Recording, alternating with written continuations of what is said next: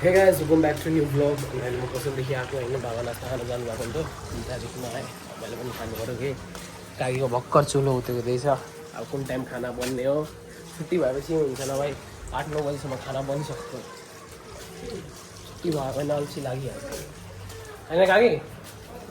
काकी मलाई भोक लागेको छ, खोइ खिचडी सिचडी त खाँदिनँ।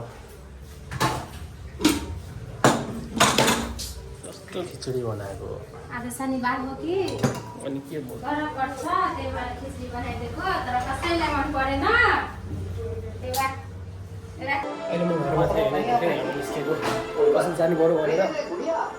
किन कस्तै छ अहिले त, है गर्मी पनि लास्ट छ।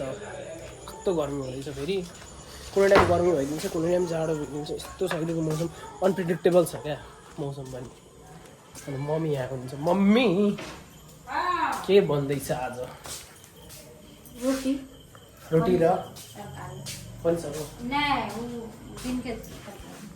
के तरकारी भन्दैछ? चना चना नै बनाबे। ए बनाउनुहुन्छ तपाईँ त जान भने नानी घर त्यहाँ पनि जानु भएन। नाना कति गर्यो पका करके के अर्डर गरेको त मैले निकाल दिन्छ माम। आउँछ हौ राम्रो पनि। देख रोटी खाइयो नि त ल रिक्स पनि छ त्योमा। अनि अहिले म घर आइपुगेको होइन, पसल बन्द गरेर। हेट मान्छे पनि यहाँ पाउँदैन, 9:30 बज्छ हो। खाना खानु पऱ्यो भनेको। अनि के खाना खानु, यत्रो खाइएको छ। पेट त अहिले पनि मेरो ब्याग छ, त्यही लगेर राख्छु अनि एकछिनमा खान्छु खाना। हेट पेट पुरै भरेको छ अहिलेसम्म। यस्तो छ यहाँ भाइले समोसा खानु। बाबु बाबु ए बाबु बाबु के हेरेको? तिमी मन्दिर गइनौ किन?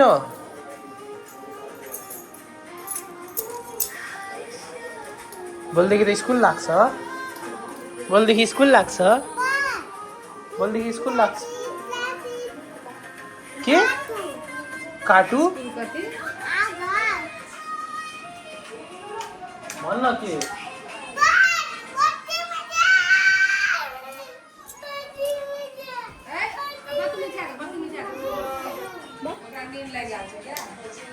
तँलाई निन्द्रा लागेको छ भन्न। रुन्छु।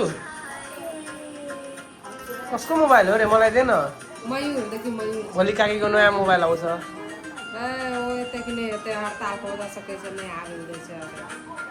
बाबु तेरो भोलि नयाँ मोबाइल आउँछ अरे। तिम्रो तिम्रो छैन, तिम्रो पुरानो मोबाइल हो। पुरानो मोबाइल लिने कि नयाँ?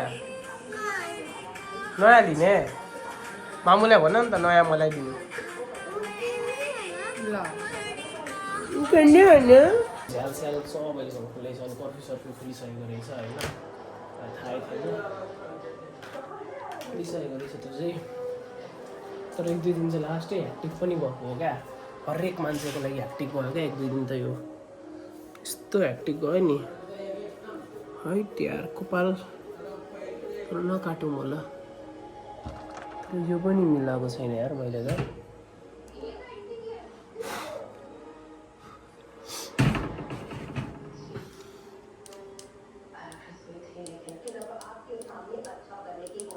चार्ज छैन यो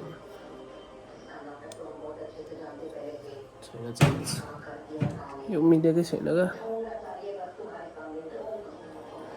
मिलाउनु पर्छ, मिलाउँछु भोलि बिहान मिलाउँछु मजाले।